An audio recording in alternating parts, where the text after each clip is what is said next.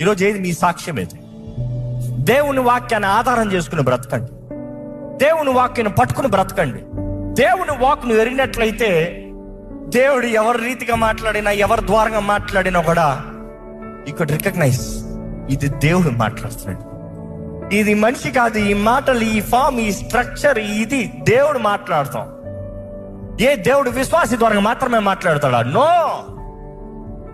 దేవుడు నీవు మాట్లాడటానికి దేవుని స్వరం వినదలుచుకుని మంచి మనసాక్షితో, శుద్ధ హృదయంతో దేవా నాతో మాట్లాడని అడుగుతంలో దేవుడు నీతో మాట్లాడుతాడు.